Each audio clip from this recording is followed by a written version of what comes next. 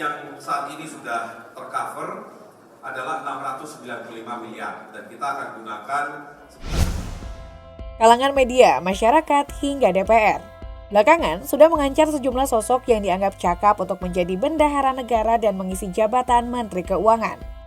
Media asing Bloomberg misalnya, beberapa waktu lalu menginformasikan bahwa sejumlah bankir tengah ditimbang oleh Prabowo menjadi Menteri Keuangan. Dari sejumlah calon itu tidak ada nama petahana Sri Mulyani.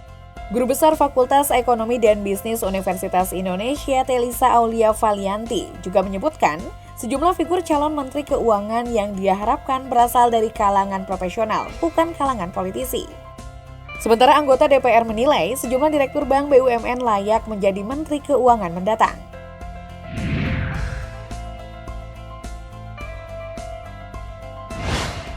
Calon Menteri Keuangan pertama Bambang Permadi Sumantri Bojonegoro bukanlah orang baru dalam pemerintahan. Sebelumnya, ia sudah berpengalaman mengisi posisi yang sama pada era Kabinet Kerja Joko Widodo Yusuf Kala.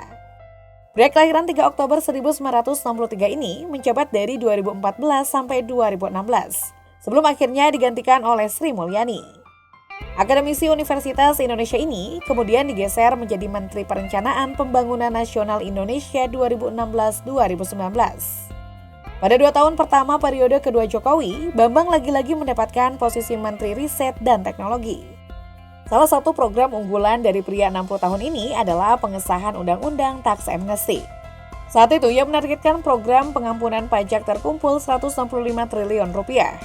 Program yang mulai efektif 18 Juli 2016 itu sudah mulai terlihat hasilnya pada akhir Oktober 2016. Program ini termasuk sukses saat dilanjutkan oleh Menteri Sri Mulyani.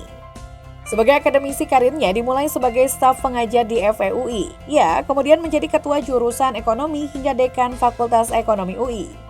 Di luar dunia akademik, nama Bambang Brojonegoro juga dikenal mulai dari tingkat pasar modal hingga pemerintahan. Setelah lepas dari jabatan Menristek pada 2021, Bambang diketahui menjadi komisaris sejumlah perusahaan. Ia antara lain menjadi komisaris utama PT Bukalapak.com Tbk, komisaris utama PT Telkom Indonesia Persero, komisaris independen PT Astra International Tbk, dan komisaris independen PT TBS Energi Utama Tbk. Dokter bidang ekonomi pembangunan dari Universitas Illinois ini juga dipercaya memegang posisi komisaris utama PT Oligo Infrastruktur Indonesia, serta komisaris independen di PT Indofood Sukses Makmur Tbk.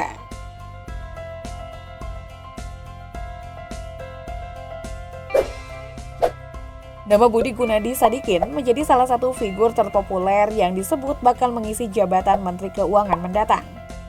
Saat ini, Budi Gunadi masih bertugas sebagai Menteri Kesehatan sejak 22 Desember 2020, menggantikan Terawan Agus Putranto. Budi Gunadi mendapat banyak pujian karena berhasil mengekang penyebaran COVID-19 di Indonesia dengan memanfaatkan jaringan internasional dan sumber daya dalam negeri untuk mengadakan tes dan vaksin. Pria kelahiran 6 Mei 1964 ini sebenarnya tidak berasal dari dunia kesehatan. Dia justru memiliki rekam jejak panjang di dunia perbankan. Dia pernah menduduki sejumlah jabatan strategi di berbagai perusahaan, seperti Chief General Manager Regional Jakarta PT Bank Bali Tbk, dan Director of Consumer and Commercial Banking atau Senior Vice President untuk ABN AMRO Bank Indonesia dan Malaysia. Dia juga pernah menjabat eksekutif VP Consumer Banking Bank Danamon 2004-2006, Director of Micro and Retail Banking Bank Mandiri 2006-2013, Direktur Utama PT Bank Mandiri Tbk 2013-2016, Staf Khusus Menteri BUMN 2016-2017, dan Wakil Menteri BUMN 2019-2020.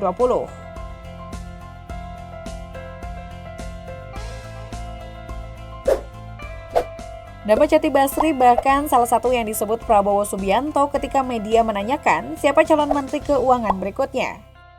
Ia menyebut jika pria kelahiran 22 Agustus 1965 itu sebagai sosok yang penuh dedikasi dan punya kompetensi.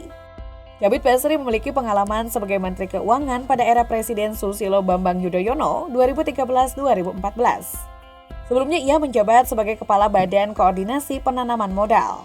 Namanya sempat muncul sebagai kandidat Menteri Keuangan saat Jokowi terpilih sebagai Presiden pada tahun 2014. Pria 58 tahun ini memiliki pengalaman luas di dunia internasional dalam dunia perbankan. Sejak tahun 2005, Chatib telah bertugas sebagai anggota advisory team to the Indonesian National Team on International Trade Negotiation. Chatib juga ditunjuk sebagai konsultan berbagai lembaga internasional seperti World Bank, USAID, OECD, dan UNCTAD, Asian Development Bank, serta menjadi anggota Asia and Pacific Regional Advisory Group dari International Monetary Fund atau IMF.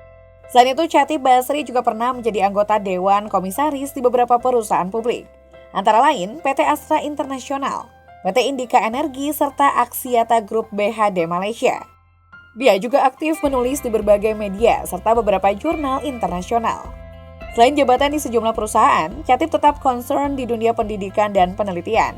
Ia rutin menjadi dosen dalam dan luar negeri.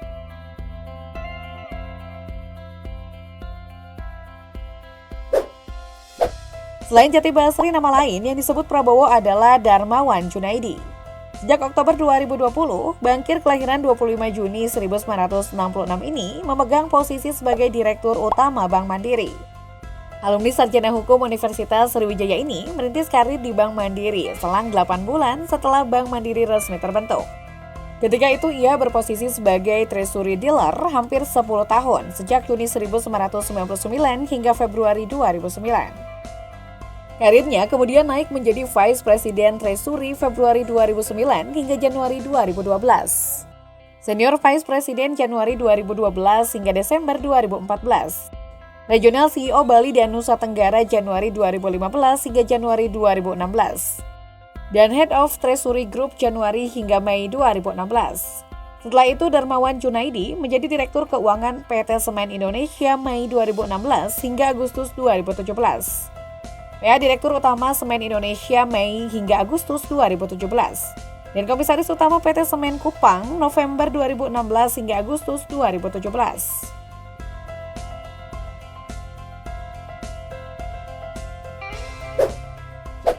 Salah satu nama calon yang santer dikabarkan akan mengisi posisi Menteri Keuangan di Kabinet Prabowo Gibran adalah Kartika Wirjoatmojo atau akrab disapa Tiko. Saat ini dia menjabat sebagai Wakil Menteri Badan Usaha Milik Negara atau BUMN.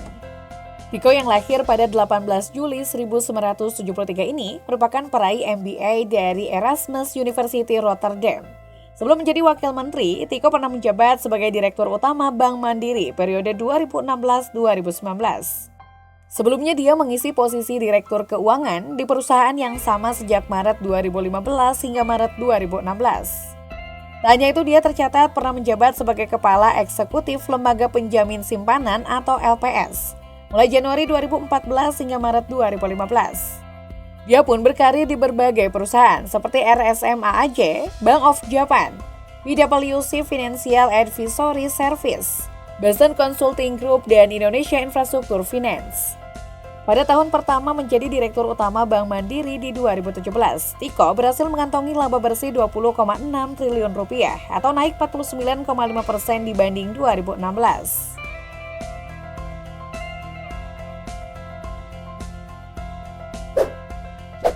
Mahendra Siregar adalah seorang ekonom dan pejabat publik yang cukup familiar dengan Kementerian Keuangan. Mahendra pernah menjabat Wakil Menteri Keuangan pada masa pemerintahan Presiden Susilo Bambang Yudhoyono antara tahun 2011 dan 2013.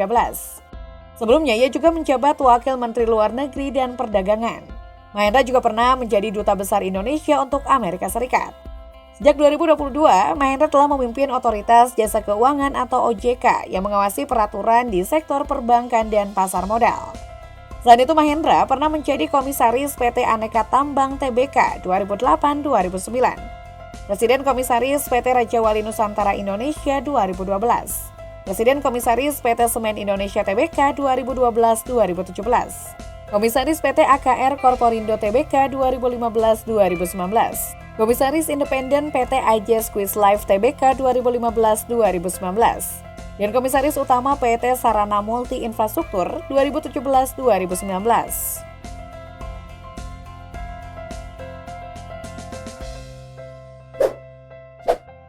Sosok yang juga dijagokan menjadi Menteri Keuangan di Kabinet Prabowo adalah Roy Ketumilar.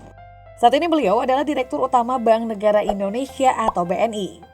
Direktur kelahiran 21 Maret 1964 ini adalah lulusan Master of Business Administration di University of Technology Sydney, Australia. Royke pernah menjabat sebagai Direktur Treasury, Finance Institution and Special Asset Management PT Bank Mandiri periode 2011-2015. Lalu ia pindah jabatan sebagai Direktur Wholesale Banking dan dipromosikan sebagai Direktur Corporate Banking di bank yang sama. Dia juga pernah menjadi Direktur Utama Bank Mandiri pada 2019-2020. Sejak September 2020, ia resmi ditunjuk menjadi Direktur Utama dari bank yang didirikan oleh kakek Prabowo Subianto, Margono Tjotjo Hadikusumo tersebut.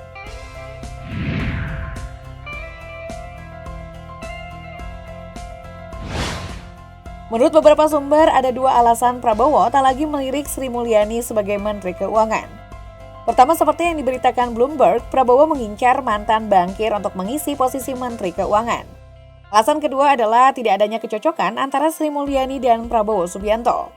Hal tersebut diungkapkan anggota Dewan Pakar TKN Prabowo Gibran Rajat Wibowo. Bloomberg juga menyebut siapapun yang menduduki jabatan tersebut kelak akan memiliki tugas besar membantu Prabowo.